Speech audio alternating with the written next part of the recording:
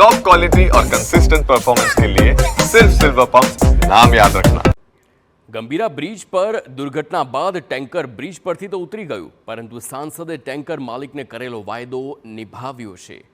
Gambhira bridge દુર્ઘટનાના કારણે એક tanker ફસાયું હતું। આ ટેન્કરના કારણે તેના માલિકને ખૂબ આર્થિક નુકસાન ભોગવવું પડ્યું હતું, જે અંગે તેમણે જાહેરમાં પોતાની વ્યથા વર્ણવી હતી। આ બાદ આણંદના સાંસદ મિતેશ પટેલે ટેન્કર માલિકને તેના 1 મહિનાના EMI ભરવાની ખાતરી આપી હતી। આ ખાતરી બાદ મિતેશ પટેલે 80,000 રૂપિયાનો ચેક આપી પોતાનો વાયદો પૂર્ણ કર્યો હતો।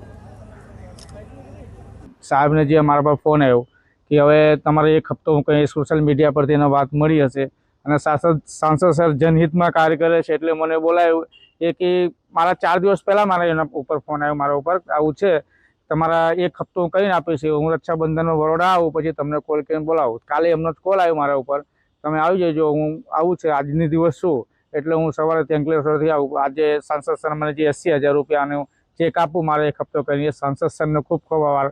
મેં એમ કીધું કે જે ટેન્કરના ઓનર છે એમને 1 મહિનાનો હપ્તો એટલે લગભગ 80,000 રૂપિયાનો હપ્તો એમનો જે બેંકમાં ચાલુ છે। ટેન્કર બંધ હતું, 27 દિવસથી ટેન્કર એક જ જગ્યાએ ગંભીરા બ્રિજ પર પડેલું હતું, એમને કોઈ આવક હતી નહીં, તો એ હપ્તો કઈ રીતે ભરી શકે? તો આ ટેન્કરના માલિકનો 1 હપ્તો ભરીએ તો ઘણું બધું કામ એમનું, એમના ડ્રાઈવરનું અને ઘણા બધાને જે રોજીરોટી આપી રહ્યા છે એમનું જે ચક્ર છે એ ચક્ર ચાલુ રહે।